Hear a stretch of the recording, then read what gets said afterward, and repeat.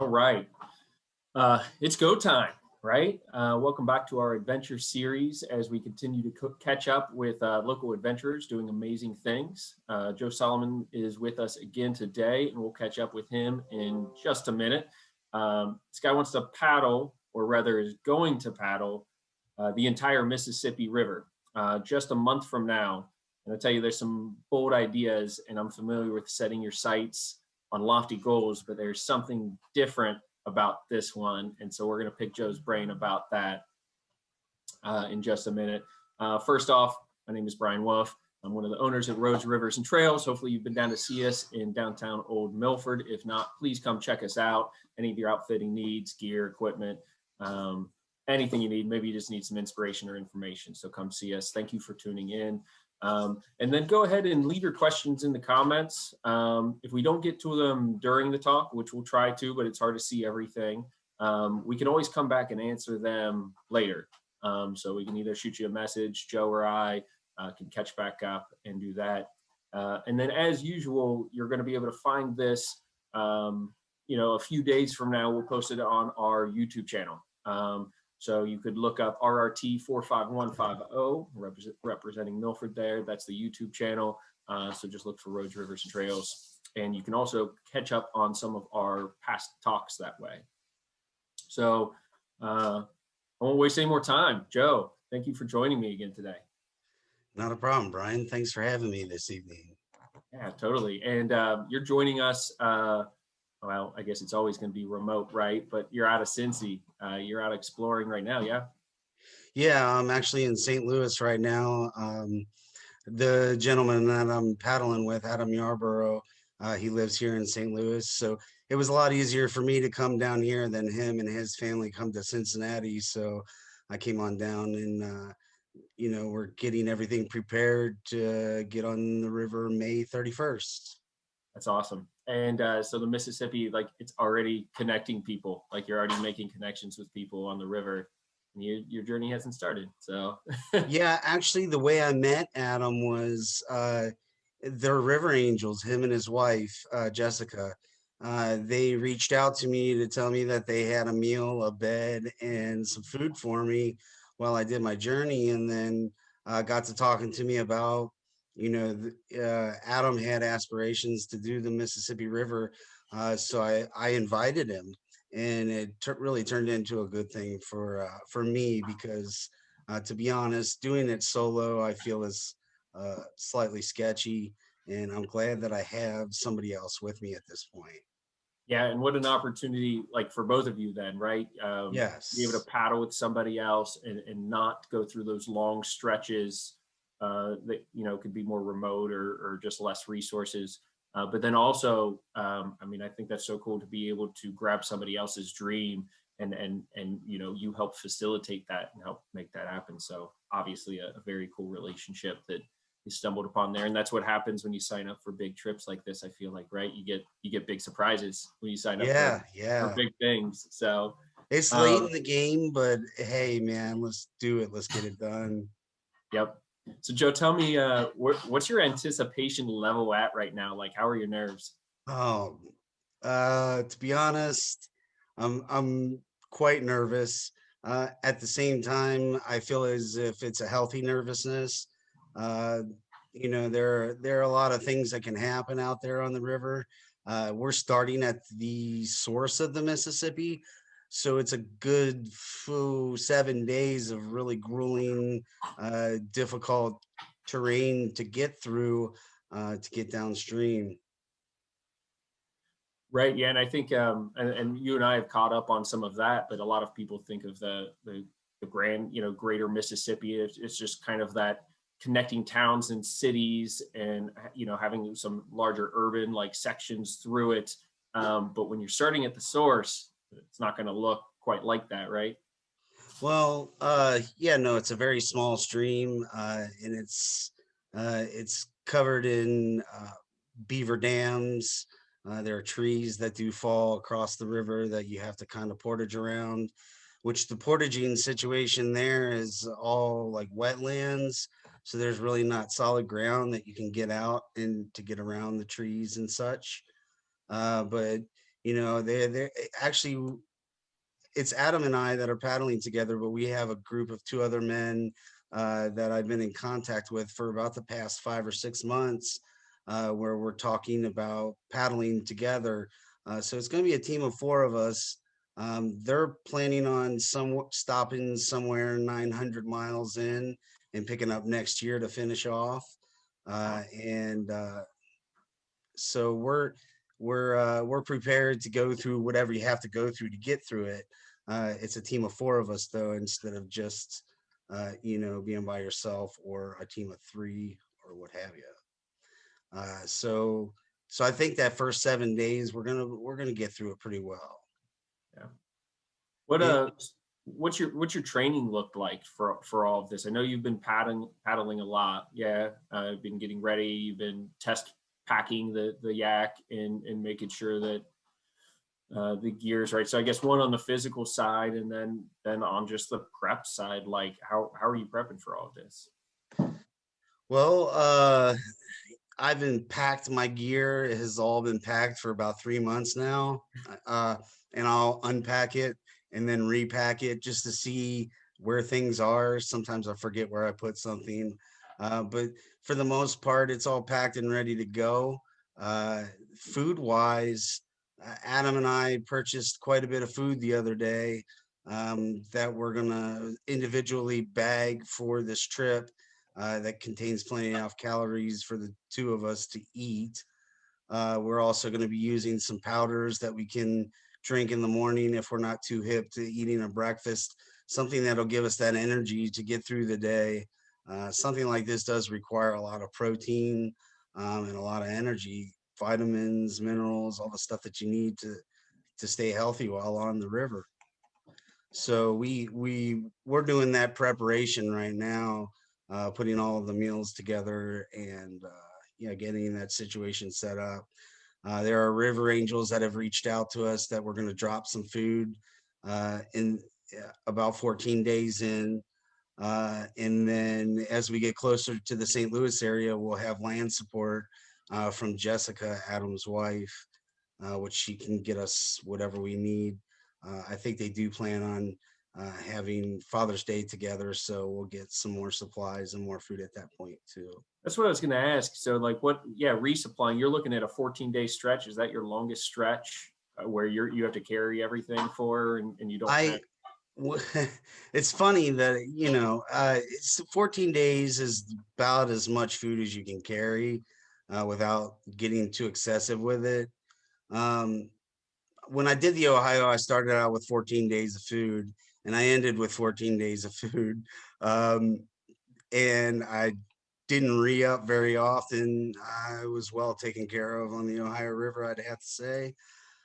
So I know that there are a lot of river angels that are ready for us out on the Mississippi, and I can't wait to meet each and every one of them. So you won't necessarily need to have packed that much food, to get by day to day. You're going to be able to rely on people on the river and people coming to visit, and it's Yeah, yeah, we have that. For me, the longest time that I went without seeing too many humans on the Ohio was 14 days. So that became a rule for me, is to carry at least 14 days worth of food. So that's a lot though. So let's talk about like the kayak and everything like that. Obviously, you've got your bow stern dry hatches, and then you got stuff strapped to the top, in the front, and the back. Like, Well, I how don't know about too much stuff strapped to the outside of the kayak. try to cut back on that. Yeah, anything that goes on the deck of the kayak is usually pretty lightweight. Nothing major heavy on top. Um, I will be running 3 cameras on my kayak, so it's not huge weight. Uh, I plan on filming a lot of this journey, so yeah, man, got a lot going on.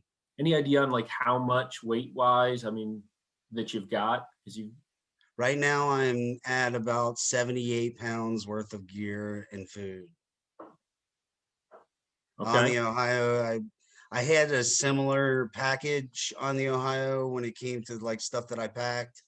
But the Mississippi, I have to carry some more warm clothes type stuff because it can still be quite cold up in Missouri, way up there Sure. by the Boundary Waters. So you could get. I mean, last year some groups got snowed on, and they started at the same time we are. So, Wow. Any portages up there? oh man, between the start and well, actually, Minneapolis is a huge portage right now because some of the dams are closed. But I think we experienced about 27 portages, known portages, in the first 2 weeks. So I hope somebody stands me correct on that. I believe though that it's 27 portages. That's a lot, man. And so I mean, the weight matters too. I mean, you're unpacking, or you're unpacking that kayak and portaging the gear, and then portaging the yak, and then putting it all back together. And The wheels might be able to help me. I do have some wheels that sit on the back deck. They're really okay, lightweight. Um, that'll help with not hit on flat ground or easy trails, but that's not going to help when you know when you. Usually, I unpack the kayak completely every night anyway. All my gear sits in my tent with me. I have a 90-liter bag that I can fit all of my dry bags into and haul it all up into the kayak or up into my tent. And then with the kayak, I get that as close to the tent as possible. yep, If we go to a tree line, it's going to be right there with us at the tree line. yep. So what about on the physical prep side, man? You have, I'm sure you have access to like an Olympic pool, or you're just Oh hitting the yeah, row man. machine every day. Yeah. I've been lifting 100-pound weights all day long. Right. I've I watched the other gentleman the other night that you did this story with, talking about their preparation. Um, I've paddled physically. I've been lifting some weights, not a whole lot. I still have the muscles that I use to get down the Ohio River. So physically, I can still paddle just like I did when I was hitting 30, 35 miles a day. And So, that's the goal for this trip, mileage wise. well, yeah, that's to be seen. It depends on whether the river flow is up or not. But yeah, at least 35 miles a day sounds like a good way to go. I don't expect that in the first 2 weeks at all. It's usually 15, 16 miles a day, depending on how accessible things are as we start and go through this. So yeah. So when you're getting ready, I assume you're probably paddling a decent amount locally. Yeah. Is there a place? Well, I guess for people listening in St. Louis, places you've been going, or in Cincinnati that you've been enjoying, like a favorite spot you've got. Favorite spot paddle wise is the Little Miami River by Yeah, far, yeah, by it is. far. And I'm not saying that just to say that, man. That's my river. That's where long distance paddling started for me. I've paddled that entire river a good 10 times now. That's Love it. awesome. The Little Miami's what's up, man. And shout out to everybody that's along it. So and you could do some overnights on the Little Miami River, of course. You know, there are some places to kind of camp along the way. We Yeah. meet people every year that set out to paddle the entire length back to back, and with just a few overnights, 2 or 3 overnights.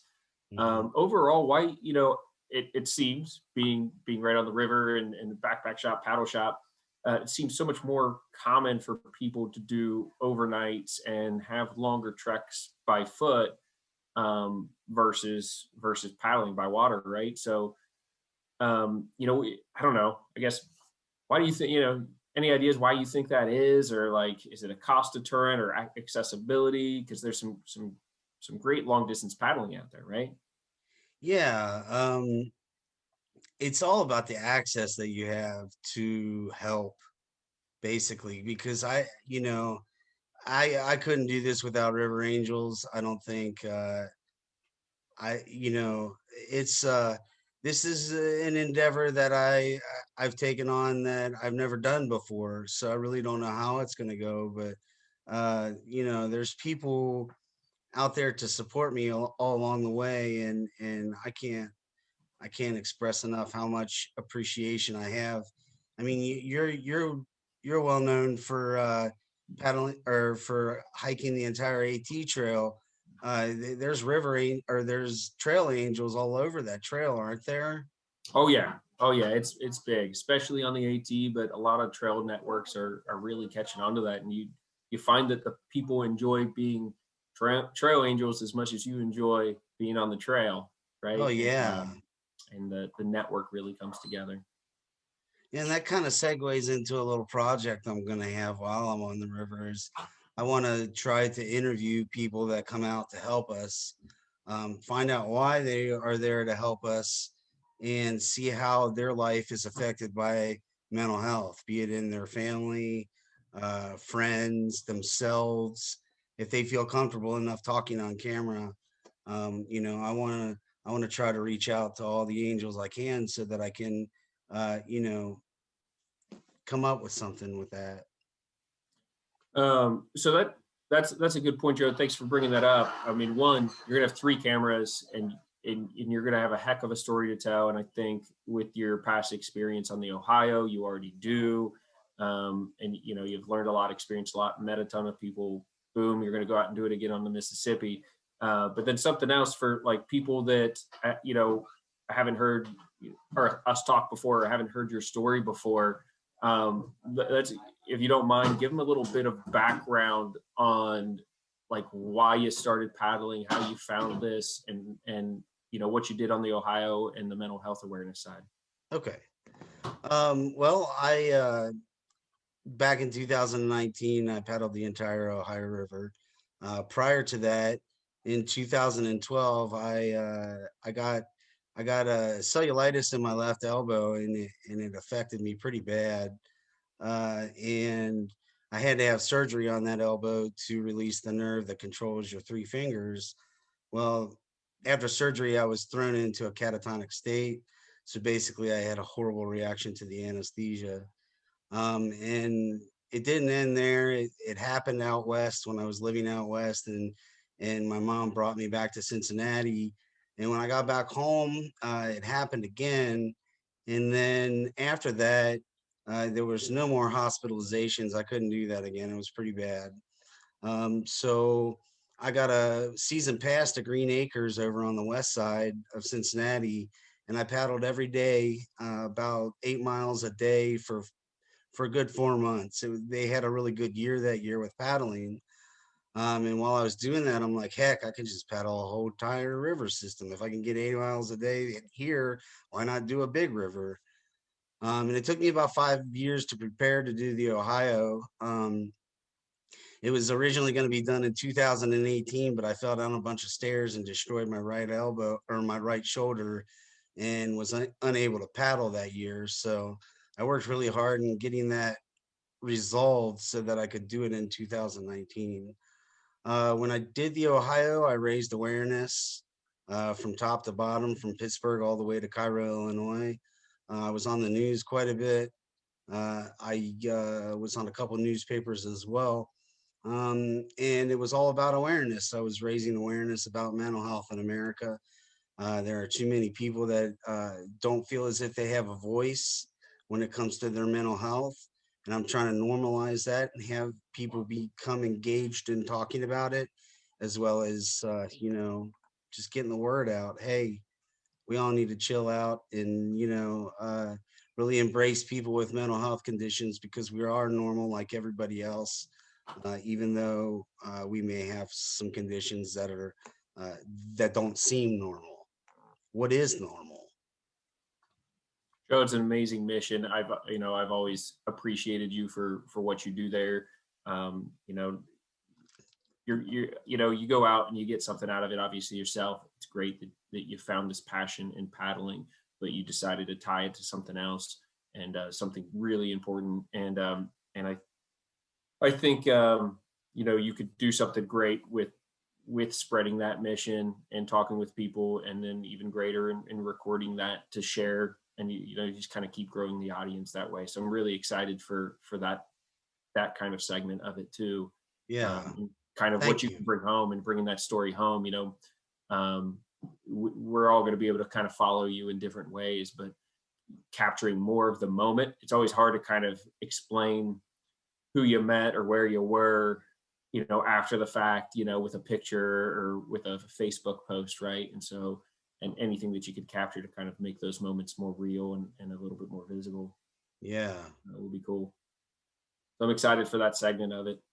And so this kind of blew up, right? You started paddling Little Miami and Green Acres, and then the Ohio, and we're at the Mississippi, but now you've gone some other places too. I mean, paddling has become such a big part of your life that you've traveled to other places um, Yeah. in the past. So you kind of had what, 2 years off since the Ohio? That was 2019. We're Yeah. in 2021. Yeah. Yeah, about 2 years. And so you've been. What are some awesome places you've been since then? Some favorites? Well, not long after my paddle,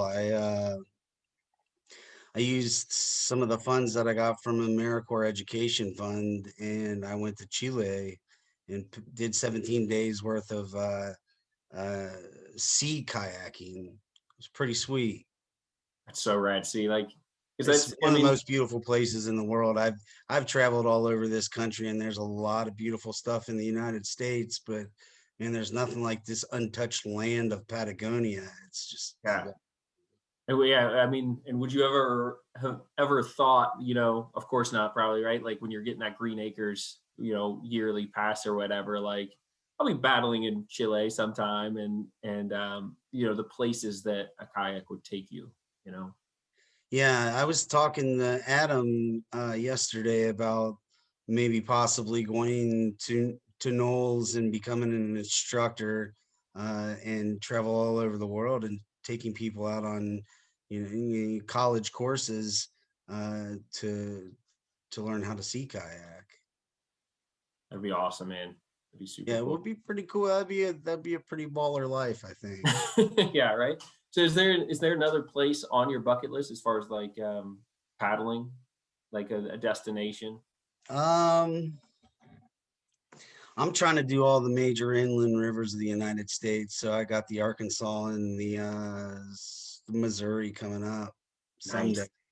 I don't know how long it's going to take for me to accomplish that, but I'd like to be able to say, yeah, I kayaked all the major inland rivers in the United States. If I sign up for the Yukon, would you go with me? Oh, heck yeah. I figured your answer would be yes. That's always been on the bucket list there. I always thought it'd be pretty cool. That'd be a big Yeah. one. Let's go back to kind of this trip because we could talk all day. But tell Yeah. us tell us about your boat, man. There's I know you've had I know you've had some issues there. You're a Oh, fit whoa, whoa. guy. You're a fit guy, but like I'm fit would and thick. but would it be accurate to say that this was like a Chris Farley and David Spade's coat kind of moment with like just a little tight? It's tight, man. I didn't realize it was as tight as it is till I paddled it. It's very, very difficult for me to get into the kayak. So what It's boat did you narrow. It's narrow. what did you use for the Ohio, and then what was the new boat going to be for the Mississippi? I used a Current Designs Whistler on the Ohio, and it was supposed to be a Current Designs Equinox GT, but I think I'm just going to use the Whistler and do the Mississippi and the Whistler. It's Yeah, it's a perfect kayak, man. You can't get no better than that. And it got me down the Ohio. It's going to get Adam down the Mississippi, and I'll use the other Whistler and get myself down the Mississippi as well. yeah, figure it out and make it work. But I Yeah, mean, you can't be in a boat for that long. We're like you said, you're 60 to 80 days is what you're planning. Yeah, yeah, yeah. you're not going to be comfortable sitting in that cockpit. Mm-mm. No, that's why I have to go with a bigger cockpit, and the Whistler's got a bigger cockpit. And I like to, when I get into the kayak, I like to have it on the shore and just sit into it like sit my whole back into the seat and float out into the river and wash my feet off out the edges of it. I can't do that with this other kayak unless somebody wants to come and teach me how to do that. I think I'll use the Whistler. Yep. Yep. Use what you know. Be comfortable. You know, it's Yeah. no Yeah. one's forcing you to switch up the gear No, no. or anything like that. And yeah. So you're going to be obviously you're going to be ready to be totally self-sufficient. So like when we look at a packing list, um, you're going to have everything that I'd have to carry for a backpacking trip, right? And all Yeah. your food, all your water, your sleep setup, right? But I guess can you go through what for somebody that hasn't done it this way before, all like some of the extra stuff that you're going to have to carry to be totally self-sufficient? Well, I don't find glory in sitting on the sand on the side of a river. So I got myself a seat. It's one of those Helix, like it's real Right. compact, real lightweight. I got Yep. some balls for the bottom of it so it doesn't sink into the sand. Uh, but when you're sitting on your butt in a seat all day and then you get up and you walk around and stretch, but you want to sit back down, you don't want to sit on the hard ground. So I got a little extra with that. I got a solar system uh, that I've never used before. I used it at home. I let it collect 8 hours of sun, like it said, and it fully charges battery. They're saying I can get 7 cell phone chargers from it. So I'm gonna try it out and see how it works. And that's extra that I didn't have last time. Got a new pillow. It's a blow up pillow. It's not a fluffy pillow, but it works.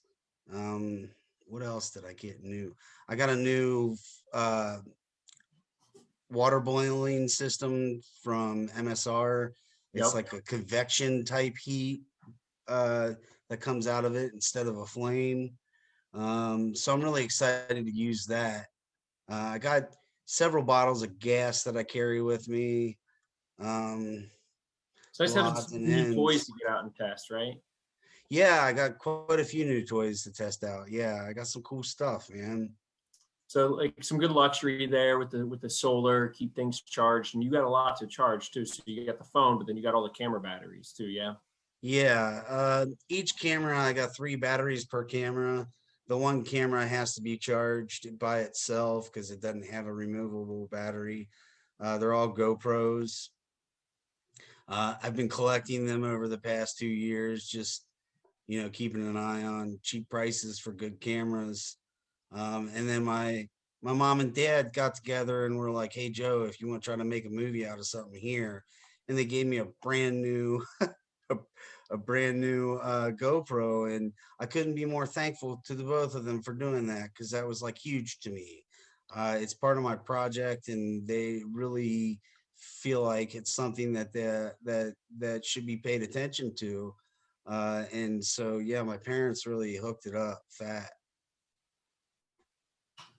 Heck yeah, man. What about on the safety side, like safety or navigation? Ooh, Adam's got the navigation. Thank the Lord above.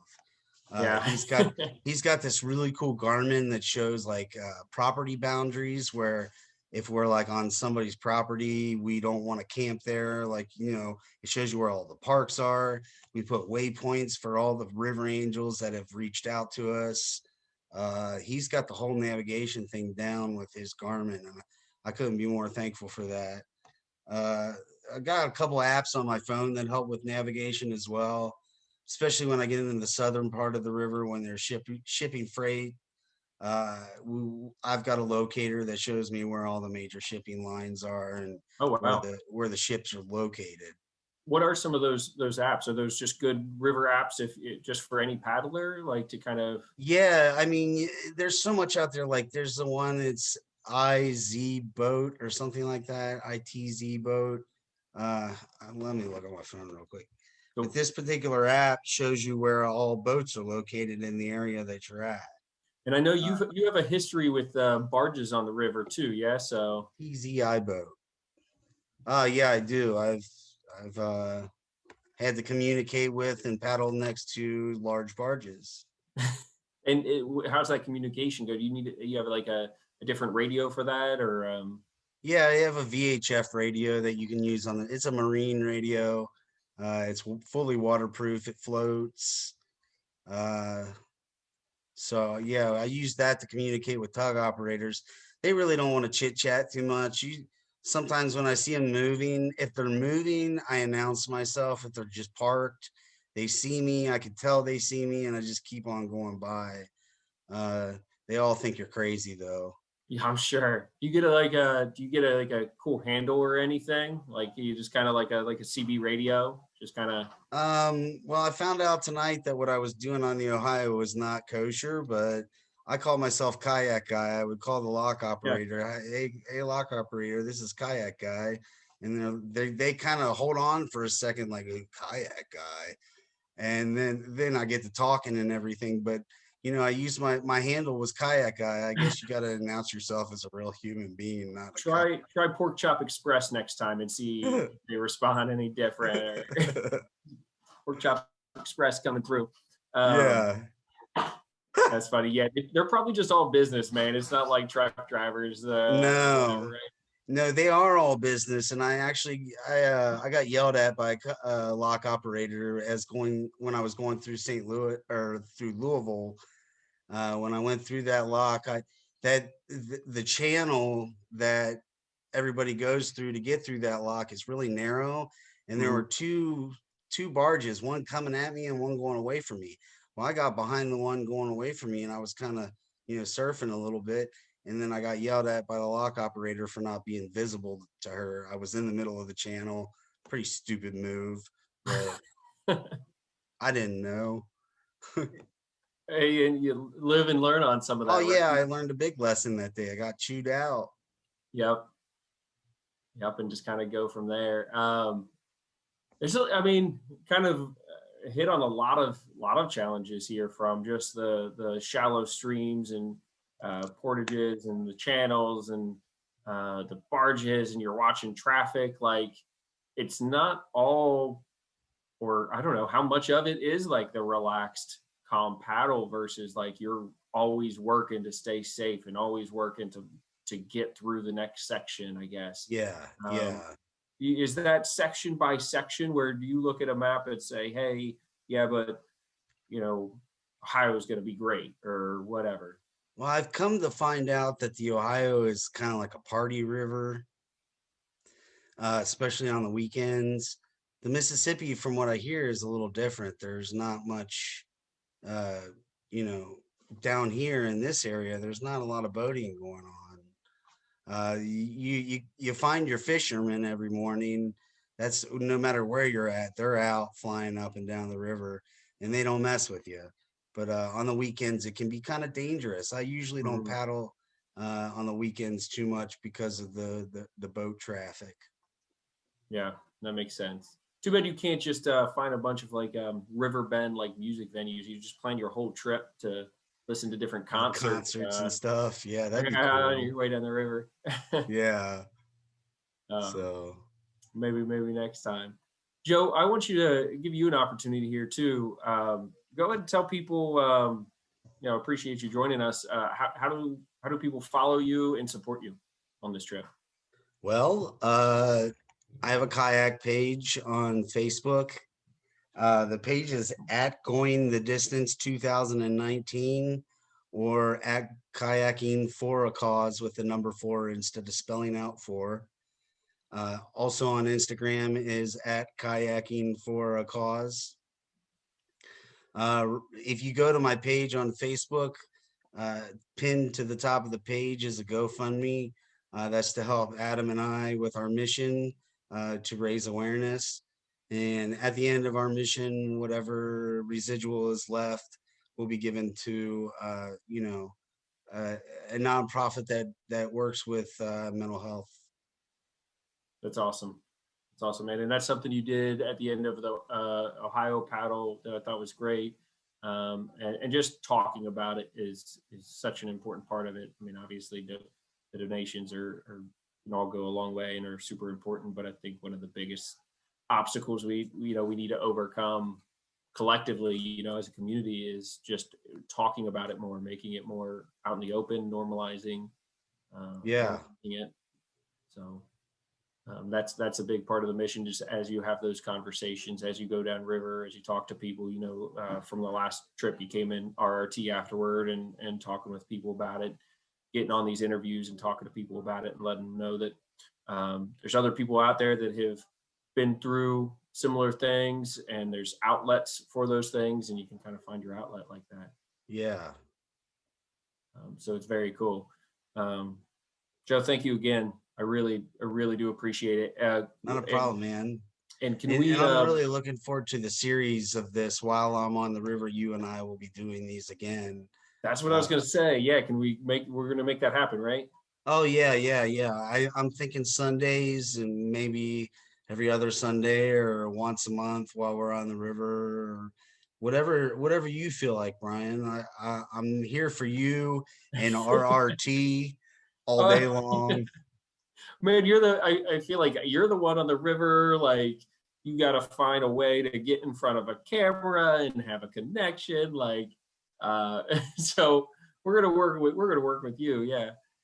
Because I think people would love to kind of hear how the trip is going and Yeah. catch up. It's a pretty unique thing. Not a lot of people do this every year, especially through in its entirety.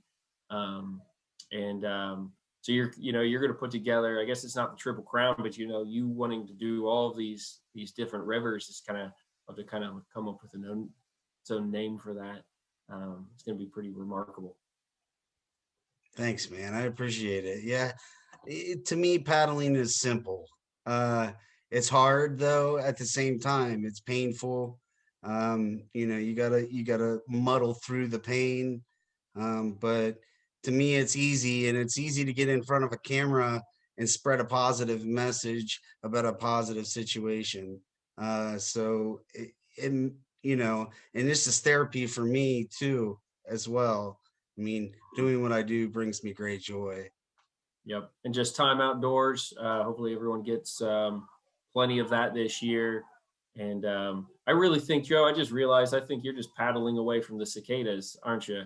Oh, heck yeah, man. I'm not going to experience the cicadas at all. I mean, you Oh, planned this trip perfectly, man. yeah, I'm getting away from it. I looked at a map to see if they were coming out in the areas that I would be in. No, there's no cicadas invasions. And they're talking about there's not going to be a lot of them. They think the mosquitoes are going to be low when we start. So hopefully the mosquitoes don't overcome this paddle. Yep. Well, Joe, thanks again, guys. If you have any questions, by the way, you're getting tons of love on Facebook, Am I really? I don't even know what's going on. I can't see hearts it. and kisses and hugs and things like that I'm Yeah. seeing. Guys, any questions, or you want to connect with Joe later on, shoot him a line, put a message down there. We'll connect you guys. We'll make whatever happen. But thank you for tuning in, Joe. Thanks for joining us. I Hey, really thanks look for forward having me. to catching up with you again later. Heck So, yeah, Brian. Thanks so much, man. absolutely. Till then, guys, take care and get outside. See you around.